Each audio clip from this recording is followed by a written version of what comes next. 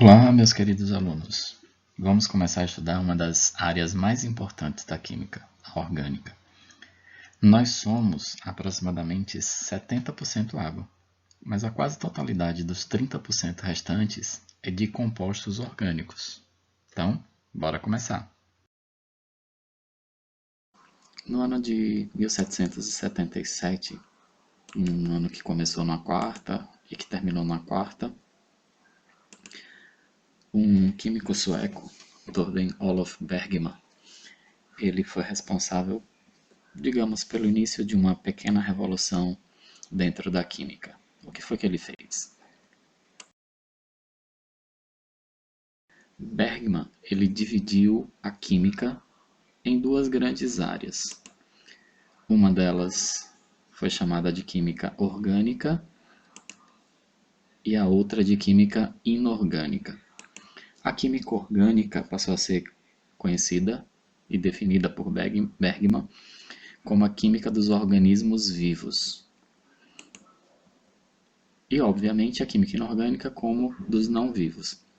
E a gente pode dizer que, dentro dos organismos vivos, a gente poderia entender que todo composto orgânico era oriundo do reino animal ou vegetal. E os compostos inorgânicos do reino mineral. Já no ano de 1807, um outro sueco, John Jacob Berzelius, ele elaborou uma teoria que é chamada de teoria da força vital, teoria do vitalismo.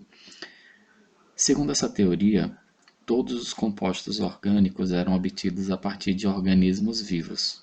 Então, se fosse um material que fosse obtido de um organismo não vivo ou de algo não vivo, não teria a vida, não teria força vital, consequentemente não seria um composto orgânico. Então, o selo para determinar que composto é orgânico é ser oriundo de um outro ser vivo. E a gente pensa, no laboratório.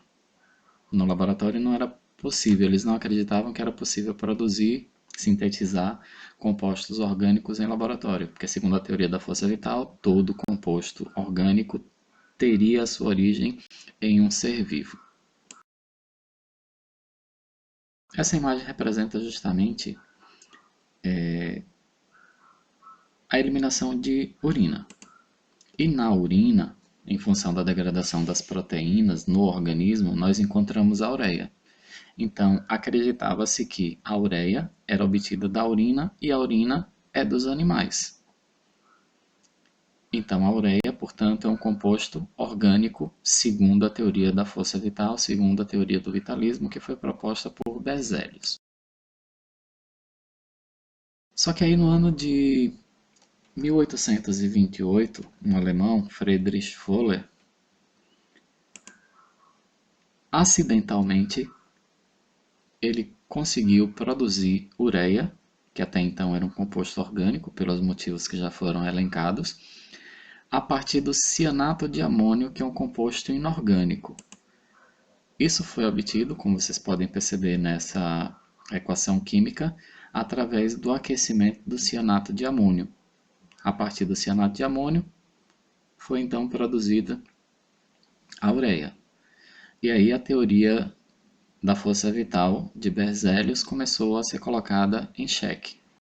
Ela começou a ser questionada, ela começou a balançar, começou a ruir.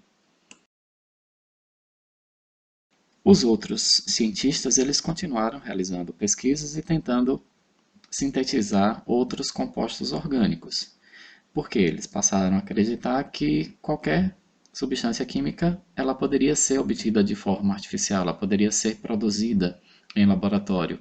Ela não necessariamente seria dependente de um composto orgânico. E aí a teoria da força vital ela foi abandonada completamente. A partir de então, a química orgânica precisaria de uma nova definição. Foi justamente no ano de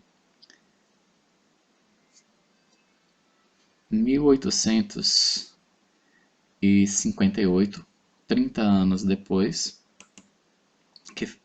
Friedrich August Kekulé, ele elaborou uma nova definição para a química orgânica. E a gente diz que a química orgânica é a parte da química que estuda os compostos do elemento carbono. Ou seja, para ser um composto orgânico, a substância tem que ter carbono na estrutura. Se não tiver carbono na estrutura, o composto não pode ser orgânico. Então, para ser orgânico tem que ter carbono. Se não tem carbono, não é um composto orgânico. E a partir de então, nada mais de teoria da força vital.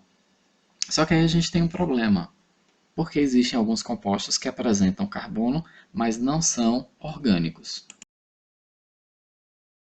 São justamente os compostos que nós chamamos de compostos de transição.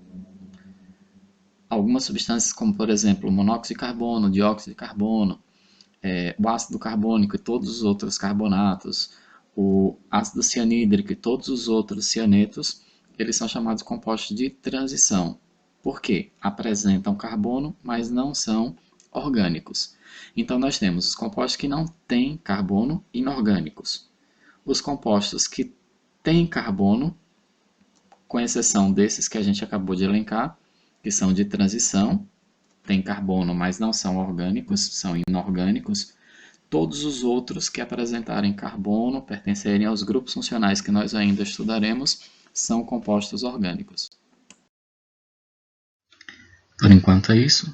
Na próxima videoaula nós vamos continuar estudando a química orgânica, com enfoque nas características do carbono e depois nas fórmulas químicas. Abraços e até lá!